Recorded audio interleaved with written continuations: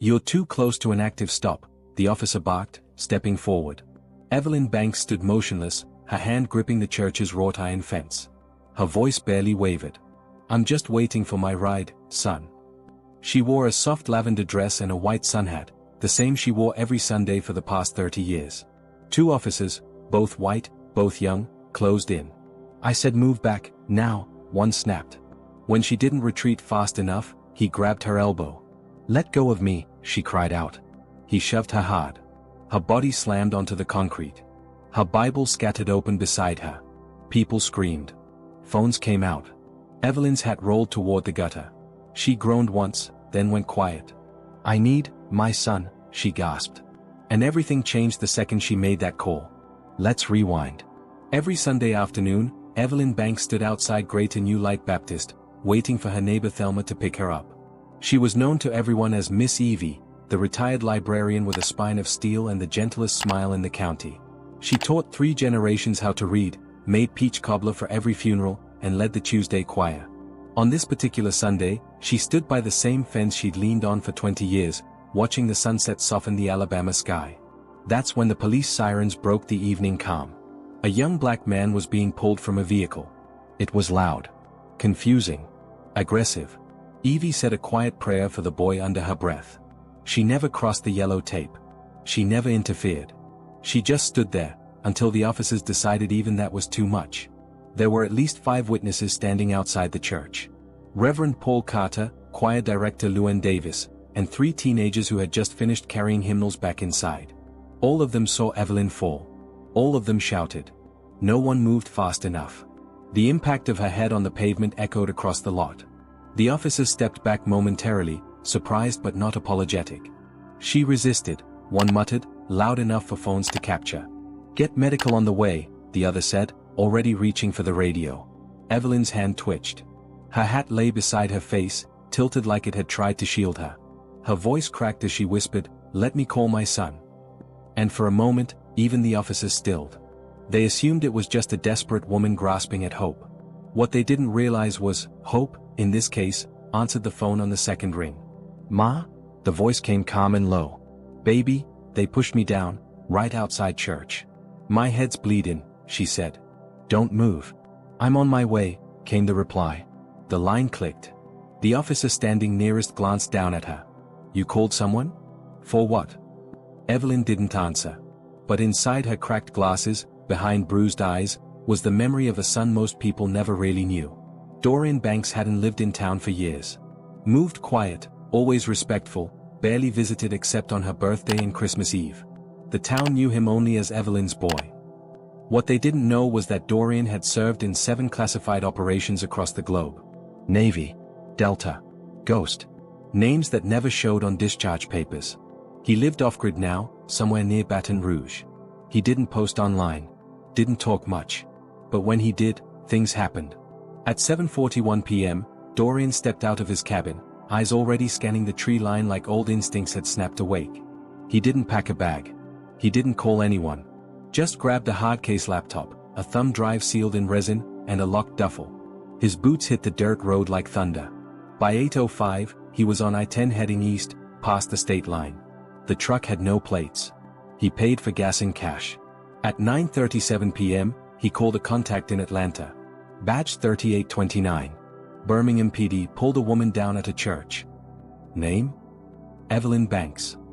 The voice on the other end paused. That your mom? Yeah. Then we'll light up the sky. The line cut. Dorian didn't smile. His face stayed as cold as the steel on his console. He wasn't coming to fight. He was coming to uncover everything they tried to hide. The first breadcrumb came through an encrypted email at 10:14 p.m. A scan of Officer Travis Denton's badge history. Transferred twice. Once from DKCHA after an altercation during a wellness check. Complaint dismissed. Second time from Montgomery, same pattern, different story. Dorian read fast. His hands moved calmly over the keyboard as he pulled up the bodycam index for Birmingham PD's precinct server. No footage had been submitted from Denton or his partner that evening. Of course, Dorian muttered. He launched a trace on their radio traffic, isolating the channel used during the stop. The transmission logs revealed a 3-minute black zone. A digital dead spot. That wasn't incompetence. That was cover-up protocol. Dorian leaned back, cracking his knuckles. They'd done more than hurt a woman. They tried to erase it. And he had every tool to bring it back louder than they could silence.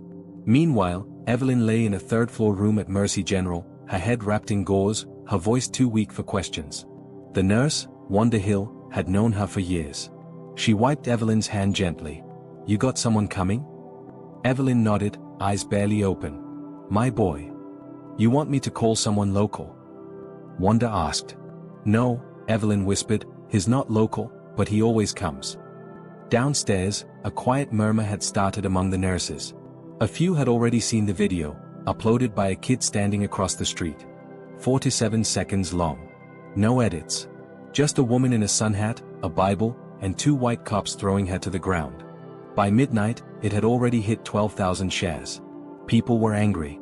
But they hadn't seen what Dorian had just found, an internal memo sent right after the incident: refrain from independent reporting. Await narrative clearance. They were prepping their lie. By 1 a.m., Dorian arrived in Birmingham. He didn't go to the hospital first. He drove past the South Precinct, eyes scanning the building, noting camera angles, vehicle positions, entry points. Old habits. He parked 3 blocks away and made a call. "Need a floor plan," he said. The man on the other end didn't ask questions. "Same inbox?" "Yeah." "ETA 5 minutes." While he waited, Dorian opened a secure archive. He cross-referenced the officer's schedules with bodycam uploads over the last 6 months. Patterns formed fast. Denton and Gibbons, his partner, both had a history of sudden equipment failure during stops involving black civilians. 5 reports. No footage. Internal complaints marked resolved. Dorian didn't flinch. He didn't rant. He just organized every scrap into a folder titled, Pattern of Force, BNK 72. And when that floor plan arrived, he started drawing red circles. The next morning, while the city woke to headlines about community outrage and calls for investigation, Dorian stepped into Mercy General with the posture of a man on a mission. He nodded at the front desk but said nothing. Wanda met him by the elevator. "Room 314, she said quietly. "She's bruised, dizzy, but she's sharp." Dorian didn't smile. He just nodded once and walked in. Evelyn's eyes fluttered open. "Hey baby," she rasped. "You look like your father when you're mad." "I'm not mad," he replied. "I'm focused." He kissed her forehead gently. "You need anything?" "Justice," she said. "No sermon. No weeping. Just truth in 3 syllables." Dorian sat down beside her and pulled out his tablet. "Then we start here," he whispered. Outside her room, Wanda stood watch. She didn't know what Dorian was about to do, but somehow, she trusted it would be done right. Dorian's first public move was simple.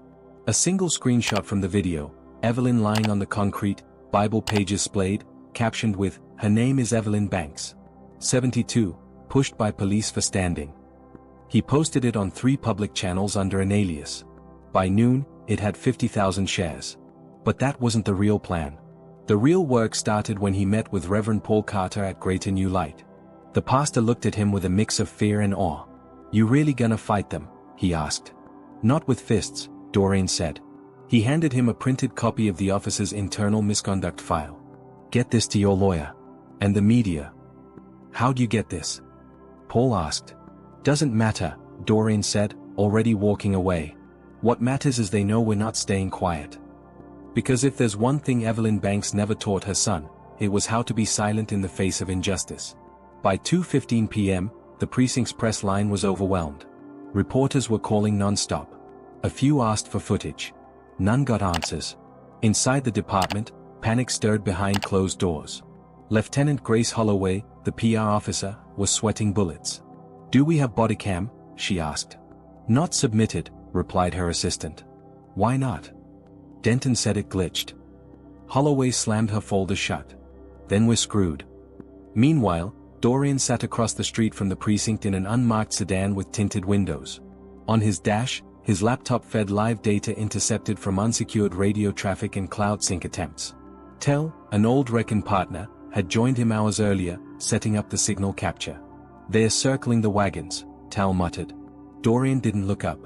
"Then we burn the wagons." Outside, a small crowd was forming. Not yelling. Not marching. just standing. Silent. Holding signs. The kind that say, "We know. And we're watching." At 4:03 p.m., an anonymous tip landed in Doreen's inbox. No name, just a digital drop of a report, use of force form, incident 09-17. The narrative was already written. Subject became verbally combative, refused lawful orders, initiated physical resistance. It painted Evelyn as a threat. "They're trying to make her the aggressor," Tal muttered, disgusted. "She had a cane and a Bible," Doreen said, voice flat. "They're not trying to win. They're trying to survive." Within 20 minutes, Doreen compiled the footage, eyewitness accounts, metadata logs, and the falsified report into a single compressed file. He titled it, "False Narrative Package, Evelyn Banks." Then he hit send. It went to 5 journalists. 1 federal oversight committee. And a civil rights attorney with a reputation for dismantling corrupt departments, piece by piece. The moment it left his screen, the timeline for Birmingham PD officially started counting down. That evening, Doreen finally returned to Mercy General. Evelyn was awake, watching the news on mute. The image of her fall played again and again. Her fingers curled around the remote. "I hate seeing it," she whispered. "But I know they need to." Doreen sat beside her. "You want it to stop?" "No," she said firmly. "I want them to feel what I felt. The cold ground. The fear. The shame." He nodded. "Then I'll keep going." Outside her room, Wanda intercepted Doreen. "Channel 6 is here. They want an interview." "Tell them no," he replied. "Until we have what we need, they get nothing but pressure." Across town, that pressure mounted. The mayor's office had received 1,400 emails in one afternoon. A digital petition had started trending nationally, #JusticeForEvelyn. But for Doreen, it still wasn't enough. They hadn't begged yet. Not like they made his mother beg for help. At 9:37 p.m., the moment came. A leaked clip from Officer Gibbons' bodycam surfaced. Somehow, it escaped the deletion sweep. Just 8 seconds long, but enough. It showed Evelyn clearly saying, "I'm not crossing no line," before she was yanked forward and thrown. No aggression. No threat. No resistance. Just raw brutality. The video exploded online. Local news stations picked it up. National platforms followed. Within 2 hours, it hit 3 million views. Then came the pressure that couldn't be ignored. Civil rights leaders arrived in Birmingham overnight. One pastor from Atlanta said, "This is not just about Evelyn Banks. It's about every mother who's been disrespected, dismissed, and discarded." Doreen watched it all from his motel room. Calm. Focused. "They are breaking," Tal said. "We keep going," Doreen replied. "They haven't looked her in the eye yet. They haven't felt what she felt. They don't get to retreat." The next morning, Doreen walked straight into the South Precinct, unannounced, carrying a hard drive and a folder of witness affidavits. Lieutenant Holloway recognized him instantly. "You can't just walk in here." "I just did," Doreen said. "I'm here for Denton and Gibbons. And I want the chief." "He's unavailable." "Then you'll do." He placed the folder on her desk. Witness statements. Digital timestamps. False report. And the clip you tried to bury. She opened it. Her face drained.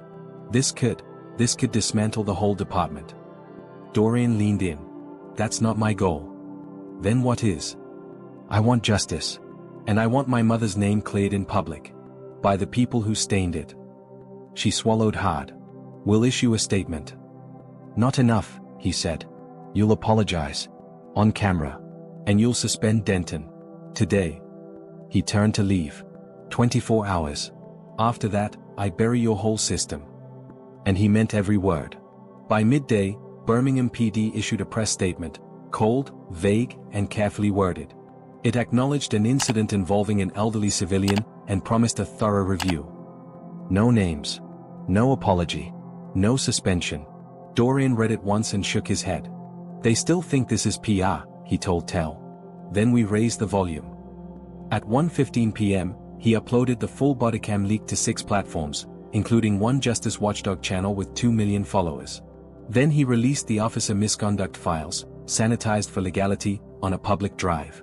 Within 2 hours, the precinct's voicemail system crashed. News vans lined the street. That evening, outside the station, dozens gathered. Pastors, mothers, veterans, teens. Some held signs. Some held canes in silent tribute. Doreen stood across the street, watching. No chants. No speeches. Just presence. And presence was power. And power was shifting, minute by minute. Back in room 314, Evelyn watched the coverage with quiet intensity. "They still haven't said my name," she whispered. Wanda nodded solemnly. "They will. They don't have a choice now." At that moment, Reverend Carter walked in with a small bouquet and a folder. "They want to name the reading room after you," he said. Evelyn blinked. "Why?" "Because you stood tall. Even when they knocked you down." She smiled faintly. "I was just standing there." Carter looked at Doreen. "You've done something big." "Not big enough," Doreen said. "Until the system says her name, and admits the truth, it's just noise." That night, an unexpected message landed in Doreen's inbox. From a city councilwoman. No subject line. Just 2 words, "Let's talk." Doreen replied instantly. The next day, they'd meet. And for the first time since Evelyn hit the pavement, someone in power was finally ready to listen. Councilwoman Delilah Monroe was sharper than expected. Former civil rights attorney. Soft southern drawl with a razor edge. She met Doreen at a small cafe near downtown, no security. "You've stirred up a storm," she said, sipping tea. "I didn't stir it. I revealed it," he replied. She nodded. "And now the mayor's office wants it to go away quietly." "Not happening." "Then what do you want?" Doreen slid a paper across the table. "Public suspension. On-camera apology. Independent investigation into all use of force cases from the last 5 years. And bodycam reform."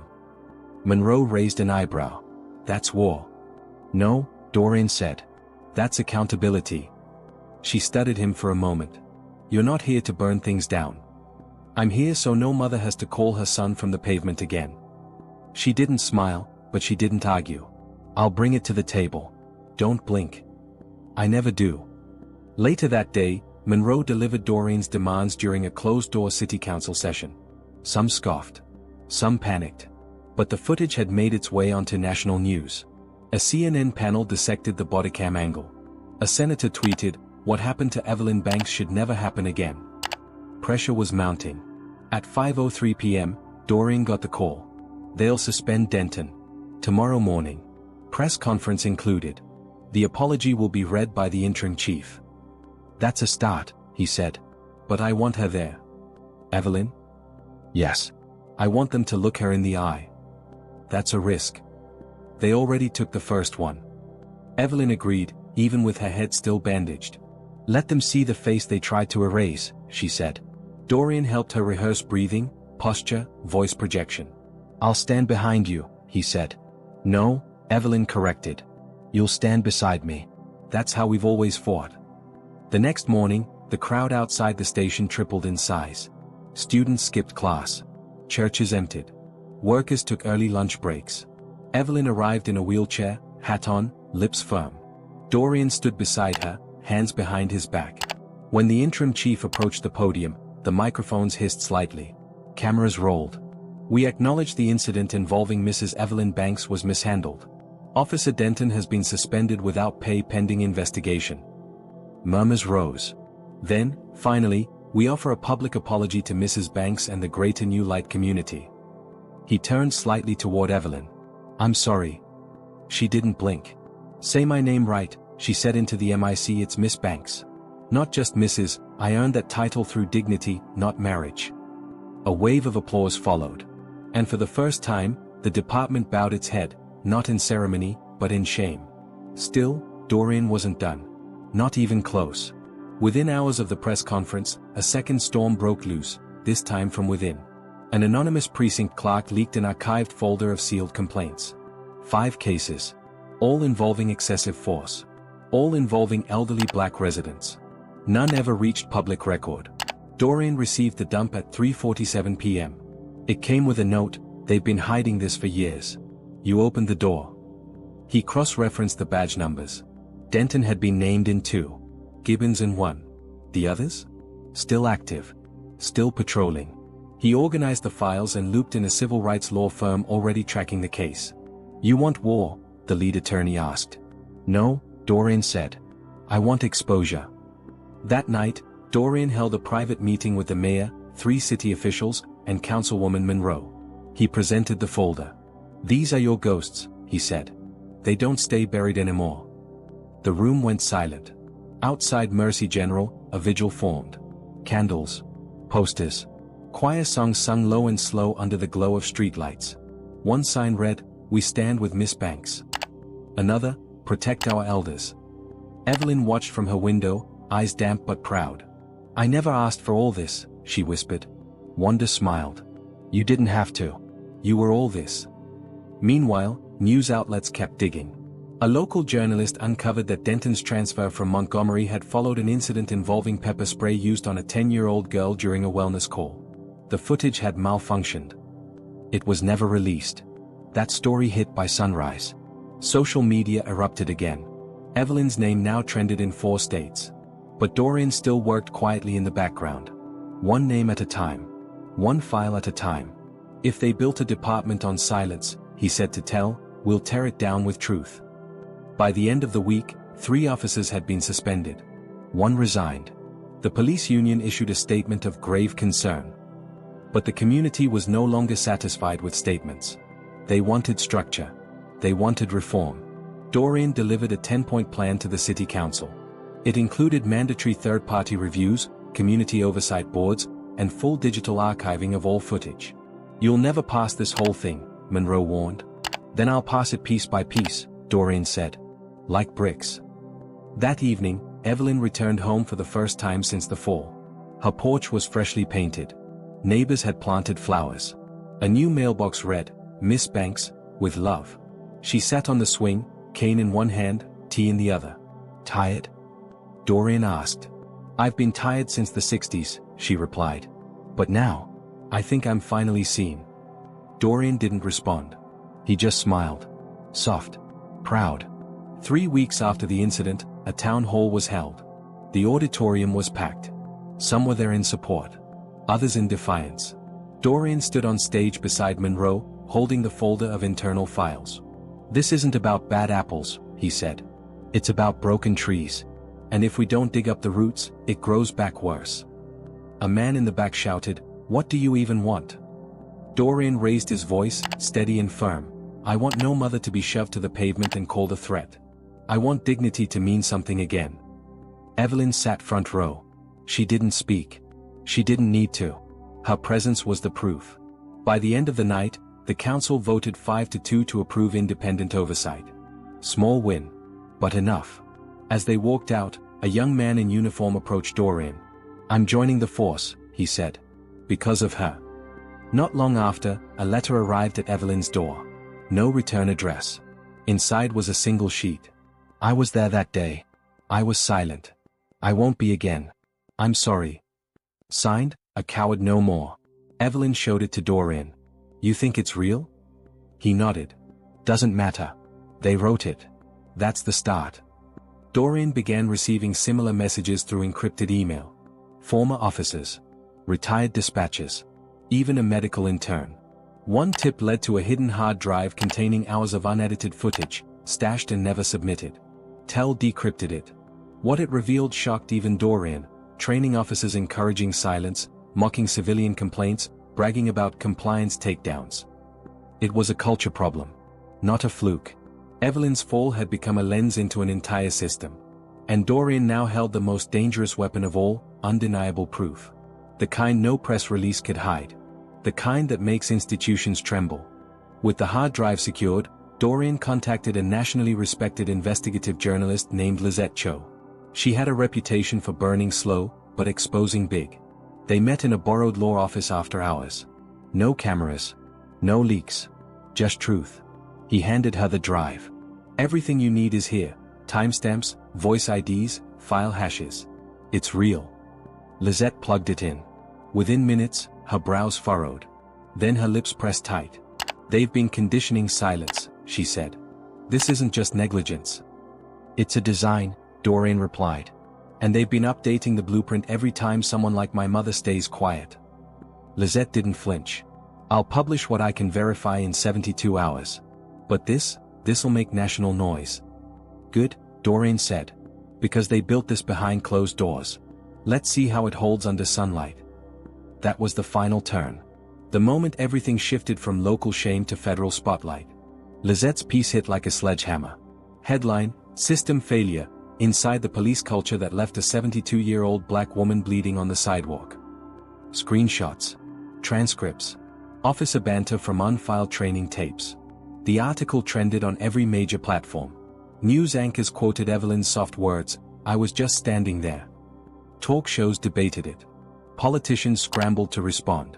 The Department of Justice announced a formal inquiry into Birmingham PD's internal practices. But in the Banks household, there was no champagne. No parade. Evelyn simply turned off the TV and folded her church shawl. "You did good, baby," she said. "But stay sharp. They get quiet when they're regrouping." Dorian nodded. He already knew. Behind the scenes, several precinct officials were lawyering up. Gibbons requested early retirement. 2 high-ranking officers resigned within 48 hours. But the old guard wasn't gone yet. And Dorian? He wasn't finished breaking the chain. With DOJ eyes now watching, Dorian met with a task force of federal auditors. He provided folder after folder, organized, backed with metadata, cross-verified. "This is bigger than one department," one agent remarked. "You sure you want to be the face of this?" Dorian glanced toward the window.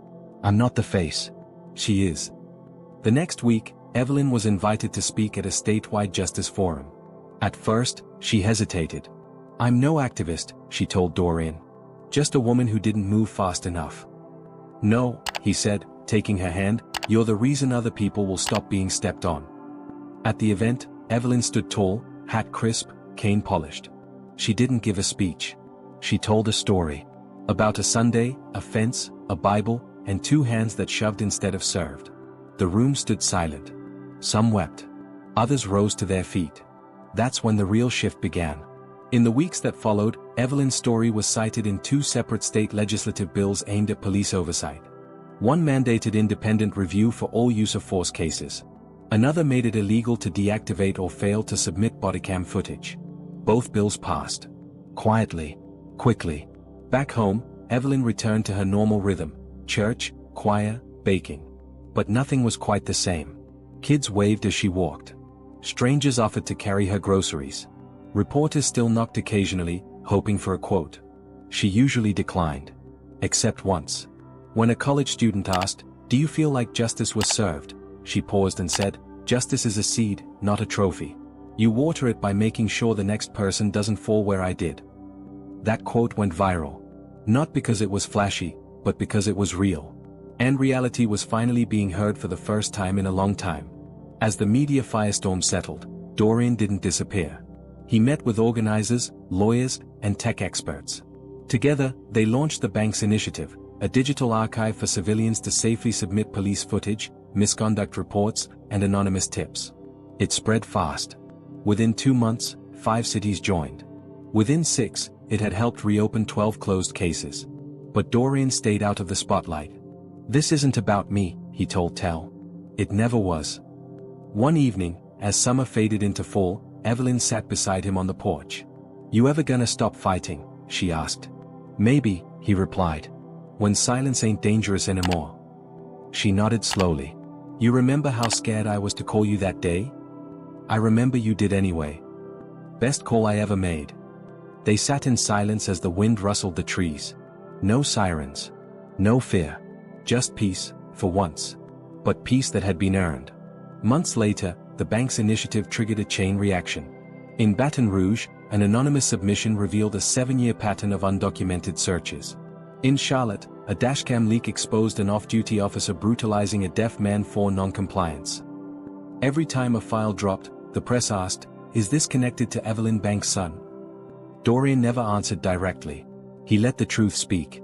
In Birmingham, a new precinct chief was appointed, black, female, formerly a civil rights investigator. Her first act: meet Evelyn. "You changed the course of this city," the chief said. Evelyn offered tea and pie. "I just stood still and didn't move fast enough," she said again. But now that stillness had grown roots. One morning, as Evelyn passed the church fence, she noticed a plaque had been bolted on quietly. It read, "The Stand." Below it, "In honor of Miss Evelyn Banks. Justice began here." Meanwhile, a class action suit formed. Civilian plaintiffs from across the state, including several from Birmingham, joined forces. Using records Doreen unearthed, they filed a coordinated federal complaint. Officers who once operated untouchably now faced depositions. Media coverage dubbed the movement the Banks Effect. News cycles shifted from viral outrage to systemic follow-through. Doreen remained behind the curtain. Tell joked, "You're the ghost in the machine now." "Good," Doreen replied. "Machines keep going. I'm just here to jam the gears that chew up people like my mom." Across communities, pastors invoked Evelyn's story in sermons. Teachers brought it into civic lessons. Law students cited it in ethics classes. And through it all, Evelyn remained rooted, modest, warm, unshaken. Because she hadn't asked for attention. She just asked to go home that day. And instead, she was shoved, and became a spark that lit a fuse across the country. On the one-year anniversary of her fall, Greater New Light Baptist held a service, not just for Evelyn, but for all victims of unjust force. Choirs sang hymns of healing. Children recited lines from Evelyn's now famous quote. And Doreen? He stood at the back, arms folded, quietly watching. After the benediction, a young girl approached Evelyn. "Are you the lady who made the police say sorry?" Evelyn laughed gently. "No, baby. I'm the lady who reminded them that being loud ain't the same as being right." A journalist asked her, "If you could go back, would you stay inside that day?" Evelyn looked toward the church steps and said, "No. Because standing still was the most powerful thing I ever did." She smiled at Doreen. "And he made the world listen." Her son simply nodded, pride hidden beneath the surface, but deep and steady, like her faith. The plaque outside the church became a landmark. People took photos. Activists placed flowers. Sometimes strangers left notes. One read, "Thank you for standing still so the rest of us could move forward." Doreen collected each message. He stored them in a digital archive. Not for clout. For remembrance. A month later, a young officer contacted the Banks Initiative privately. He'd seen the culture firsthand. "They make you choose between silence and shame," he wrote. "I want to do better." Doreen responded personally. "Start by telling the truth. Even if you're the only one in the room." That officer later helped uncover falsified records in another city. The movement had become self-sustaining. Accountability now had eyes, uncorrupted, digital, relentless. All sparked by a Sunday afternoon. A hat. A Bible. And a woman who didn't flinch when injustice raised its voice. Because truth, once awakened, doesn't go back to sleep. Late one autumn evening, Doreen received a letter. Handwritten. No signature. Just a story. A grandmother had been pulled over in Tennessee, mistaken for someone else. But the officer, seeing her cane and church pin, hesitated. He apologized. Let her go. Gave her water. She later asked why. "My precinct's under pressure now," he'd said. "Because of Miss Banks." Evelyn smiled as Doreen read it aloud. "One story at a time," she whispered. "That's how you shift the ground." Doreen sipped his coffee beside her. "You ready to stop yet?" She chuckled. "I was born in Mississippi in 1951. I've never stopped. Just slowed." They sat beneath a quiet sky, wrapped in porch light. No headlines. No marches. Just peace born from pressure. "They'll try to forget," Evelyn murmured. "They always do." "Then I'll remind them," Doreen said. "Every time they erase a name, I'll write it down twice." As winter approached, a documentary crew approached Evelyn for a feature. She hesitated. "I don't want to be a symbol," she told Doreen. "Symbols get used, then ignored." "Then be a story," he said. "Stories last." She agreed on one condition: no dramatic reenactments, no forced interviews, just truth. When the film aired, it began with Evelyn's voice over the opening frame, "I was just standing there." Then it cut to the footage. Raw. Uncut. A silence followed, deeper than narration could fill. The documentary went viral. Not because it was flashy, but because it was honest. High schools added it to their curriculum. Police academies began using it in training modules. Doreen watched it once. Only once. Then turned it off. "Mission?" Tal asked. "Still ongoing," Doreen said. "But the message, that's finally louder than the noise." For now, that was enough. At a community center dedication in Montgomery, a mural was unveiled. It showed Evelyn standing in her lavender dress, one hand holding her cane, the other outstretched gently. The background, a crowd, growing, unified. The title, The Stand That Changed the South. Evelyn was there. So was Dorian. So were families of others who had suffered in silence. As the crowd cheered, a little girl tugged on Evelyn's skirt. "Is it true you made them say sorry?" Evelyn smiled and knelt slowly. "I didn't make them. I reminded them why they should." Afterward, a former officer approached Dorian. "Your mother gave me the courage to leave," he admitted. "And the guts to speak up." Dorian nodded. "Then do something with it." Because the legacy Evelyn started wasn't meant for monuments, it was meant to multiply. And that's exactly what it was doing. Back at home, Evelyn's porch became a quiet meeting ground. Activists, students, neighbors, they all came. Some brought food. Others brought questions. A few just came to sit. Dorian called it the listening post. No speeches. No spotlights. Just community learning how to hear each other again. One evening, a young woman brought her newborn and asked Evelyn what she should teach her daughter. "Teach her that silence is sometimes holy," Evelyn said, "but never when it's used to protect harm." The girl cried. So did her mother. So did Dorian. Not out of sorrow, but release. The kind that comes after truth finally has a place to rest. From that day on, every Sunday, Evelyn hosted a small gathering. They didn't call it church. They called it Reckoning Hour. And from that porch, change kept growing, like wildflowers through cracks they once thought were too deep. As years passed, the bank's initiative expanded to over a dozen cities. Grants came in. Tech evolved. The platform was even adapted into an app. Dorian continued to oversee quietly, but eventually passed day-to-day control to a trusted circle of advocates. "You ready to step back?" Tal asked. Dorian shrugged. "I'm not stepping back. I'm stepping beside." Instead of chasing every battle, he started mentoring others, young organizers, law students, whistleblowers. One of them asked, "What's the first thing to do when you see injustice?" Dorian's answer was simple: don't look away. That's how it begins. At home, Evelyn's health slowed her down, but never stopped her voice. Even from her chair, she gave advice, comfort, warnings. "Complacency," she'd say, "is how they come back. Don't let them sneak in just because they whisper this time." Every word etched deeper into those who listened. On the 5th anniversary of The Stand, a national symposium on police reform was held in Washington, D.C. Evelyn, though frail, attended via livestream. She wore her sun hat, lipstick soft and smile brighter than the screen could capture. Dorian sat beside her on camera. When asked what justice meant to her now, she said, "It's knowing that my pain wasn't wasted. It's watching my son turn noise into meaning." The room applauded. Some cried. Some took notes. Some, finally, decided to act. After the stream ended, Evelyn turned to Dorian. "You did good." "We did good," he replied. She laughed. "Even when I just stood there?" He kissed her hand. "Especially then." That night, they sat under the stars.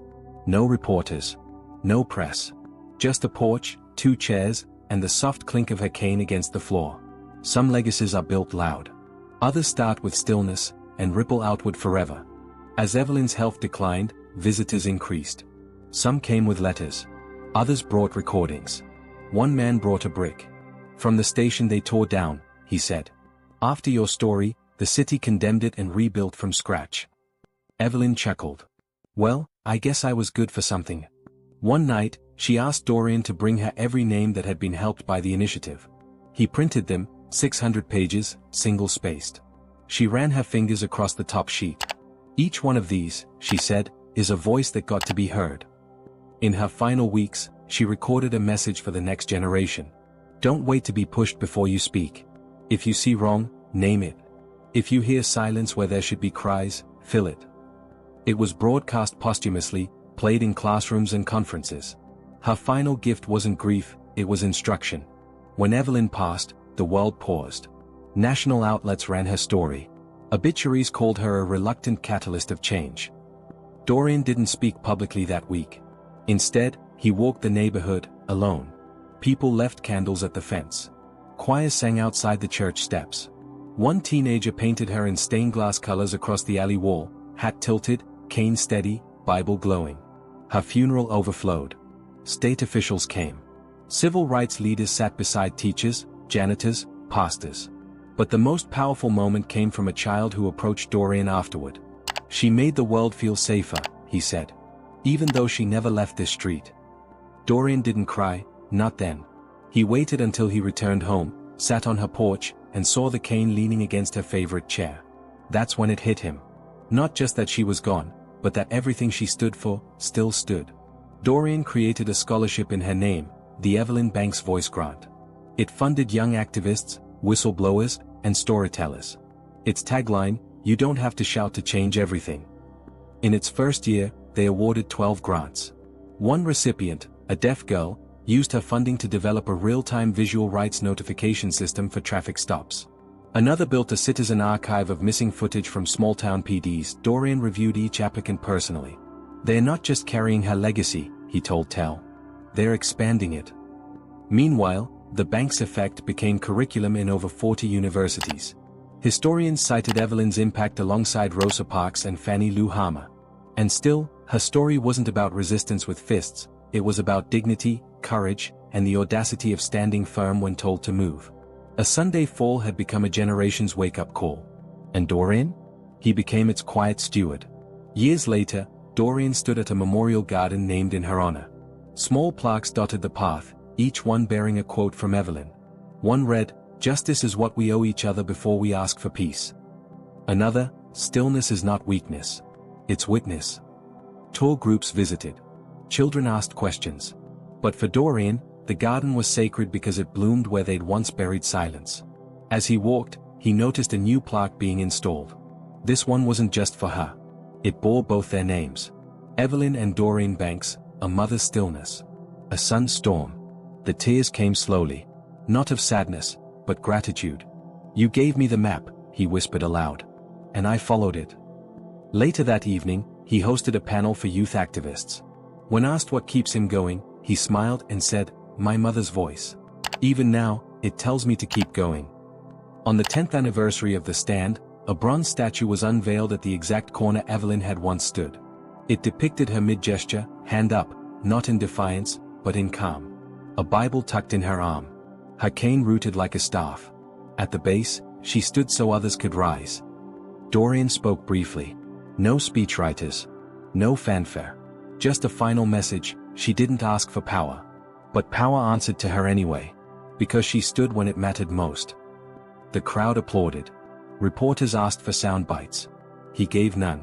Later, as the sun dipped below the horizon, Dorian remained beside the statue. A girl approached. "I want to do what you did." He replied gently, "Start by protecting someone who can't protect themselves. That's where all heroes begin." She nodded. And he knew the torch had been passed again, just as it should. As Dorian grew older, he stepped further into the background, just as he'd planned. He handed off leadership of the Banks Initiative to a coalition of young advocates, coders, and community builders. One of them, Asher Whitmore, had once told him, "Your mother's voice helped me find mine." Now, she led campaigns in 5 states. Another, Jamal Tate, a former officer, ran training seminars on ethical enforcement. "Because of Miss Banks," he said, "I remembered why I put on the badge in the first place." Dorian watched all this from his porch, a cup of black coffee in hand, wind brushing his grayed temples. The world was still loud. Injustice still lingered. But this time, he wasn't alone. The movement didn't need him at the helm. He was the roots now, steady, silent, deep. And from those roots, new trees were growing, taller, louder, unafraid. He visited her statue once more, near dusk. This time alone. Just him and the memory of that quiet Sunday.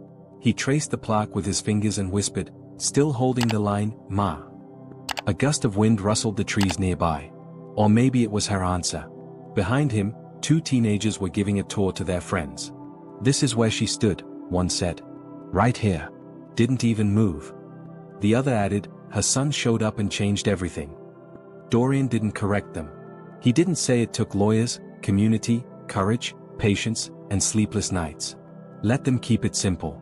Because sometimes, the right story, short and sharp, does more than facts ever could. And Evelyn Banks? She wasn't just history. She had become myth. A true one. The kind that plants a seed in everyone who hears it and dares them to stand up too. That evening, Dorian sat at home flipping through letters he still hadn't opened. Some were recent. some over a decade old. Every single one was a voice that had once felt unseen. He created a digital archive called Voices from the Edge, a living document of injustice and resolve. "I don't want statues," he once told a journalist. "I want stories. Real ones. Because they don't crumble." He kept his mother's Bible near the desk. Inside it, her handwriting still marked Psalm 82 verse 3, "Defend the weak and the fatherless, uphold the cause of the poor and the oppressed." That was Evelyn's legacy. Not in laws passed, but in lives changed. Not in courtrooms, but in kitchens, classrooms, and church steps. The world hadn't been saved, but it had been awakened. And Dorian? He could finally rest, knowing the fire his mother started hadn't gone out. It had spread. In a quiet town 1,000 miles away, a young black girl walked past a statue of Evelyn Banks while holding her mother's hand. Who was she? She asked. She was someone who didn't move when the world told her to, her mother answered. And because she didn't, a lot of people finally did. The little girl paused, looked up at the statue's calm expression and soft strength. "Can I be like her?" she asked. Her mother squeezed her hand. "Baby, you already are. Just remember, never let fear tell you where you belong." Across the country, classrooms read Evelyn's story aloud. Police departments restructured entire protocols. And people who once stayed silent began to speak up. Because a woman once stood still, and the world was never the same. Her name was Evelyn Banks. And her stillness had become an earthquake. Years from now, when history books recount movements that reshaped American justice, Evelyn Banks will have her chapter. Not for marching. Not for shouting. But for standing. And for raising a son who refused to look away. Dorian would go on to become a quiet advisor to movements everywhere, known less for his name than for the fire he passed along. And still, every year on the anniversary, he returns to that fence. Just to sit. To remember. To listen. Because it started there. With dignity. With silence that refused to be ignored. And with a woman who wore lavender and carried a cane, not as weakness, but as legacy. And though she is gone, her echo remains in every act of courage, every peaceful stand, every single voice that says, "No more." Because one Sunday, Evelyn Banks didn't move. And the world did. If this story moved you, if it made you feel, think, or see the world just a little differently, then you're in the right place. Subscribe to our channel for more true, powerful stories that expose injustice, celebrate quiet heroes, and prove that one voice can change everything.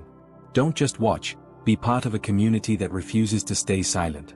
Hit that bell so you never miss a story that matters.